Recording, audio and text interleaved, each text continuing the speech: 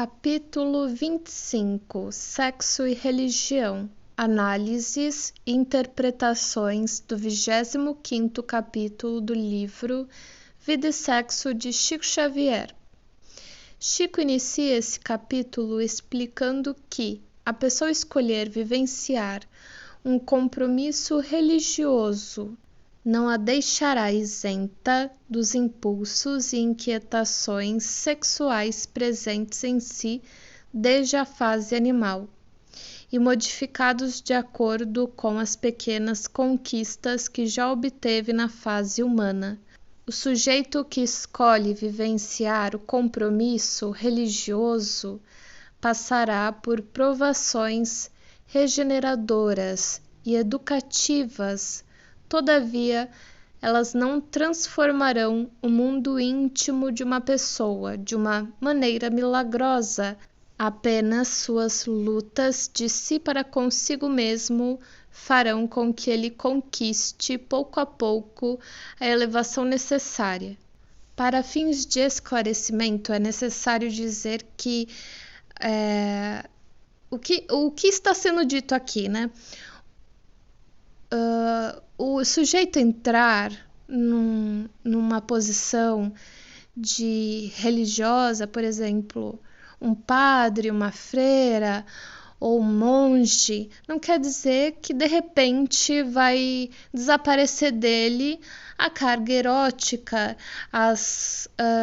o instinto sexual, as sensações sexuais que existem no ser desde os tempos primitivos, desde a fase animal, que esse espírito vivenciou e continua vivenciando na fase humana. A grande questão é que a posição religiosa que ele ocupa vai trabalhar para educar, conter, modificar esses impulsos que estão lá, mas que através dessa disciplina vai ser trabalhado e de um modo que ele possa se manifestar no futuro de maneiras mais benéficas e mais adequadas. Prosseguindo. Não dá para transformar a carga erótica que está presente no indivíduo desde época muito primitiva, através de afirmativas verbais belas. Todavia, apesar do instinto não poder ser destruído, ele pode ser transformado pela razão e mecanismos da sublimação.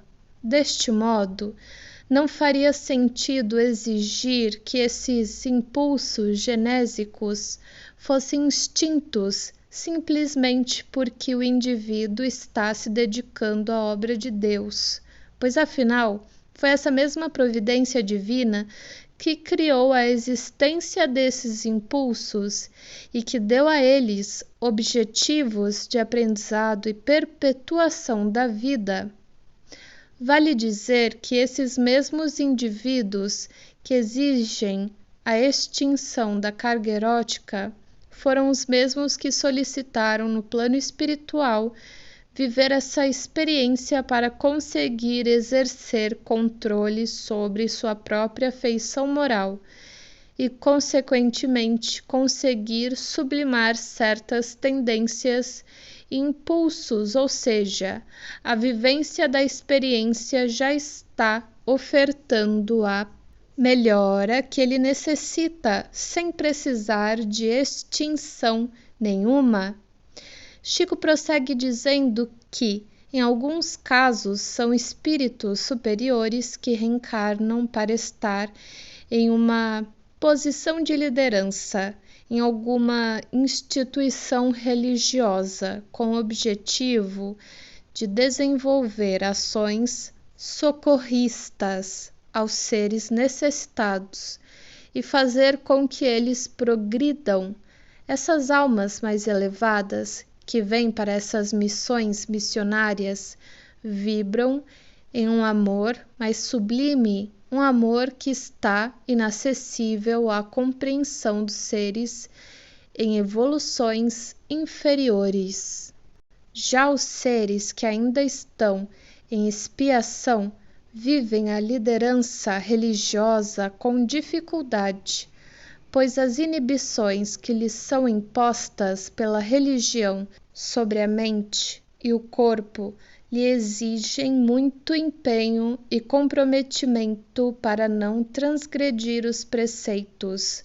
Todavia, ainda nesse grupo de indivíduos, há outros que sofrem exagerada tendência aos desvarios sexuais.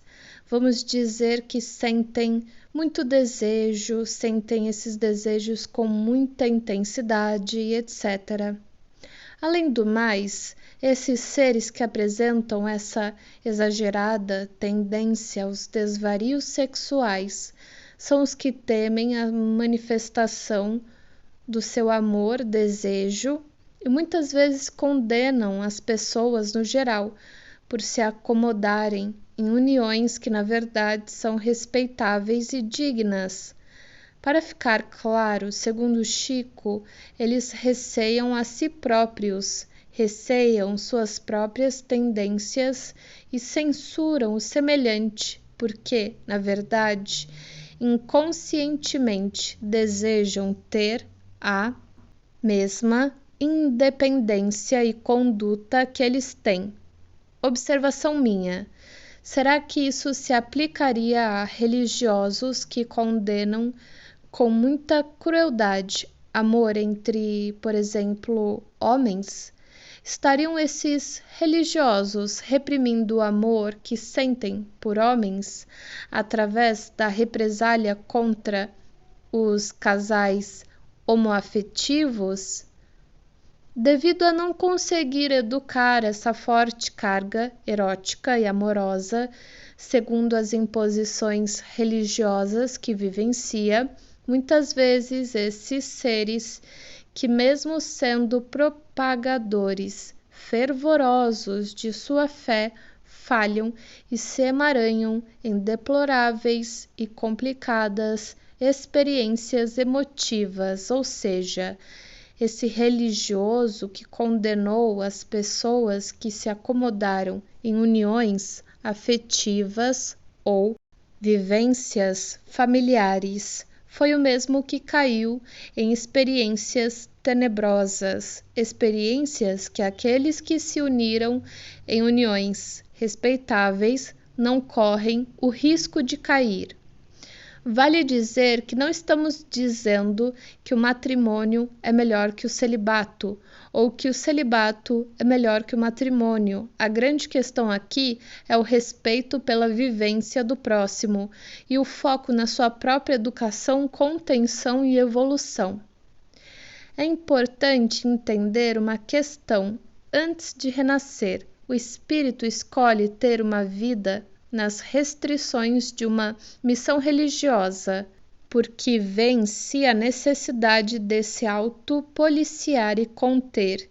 Então a área religiosa é apenas um meio que ele encontra para viver aquilo que já sente como uma necessidade. É um instrumento para intenções que já apresenta em si. Por mais que as instruções religiosas não alterem os impulsos que o indivíduo apresenta em seu coração, viver sob as disciplinas e contenções impostas lhe trará o aprendizado necessário. Isso, é claro, se ele focar na necessidade de se autoaprimorar e não em odiar o próximo por aquilo que ele não pode viver devido a essa prisão temporária que vive.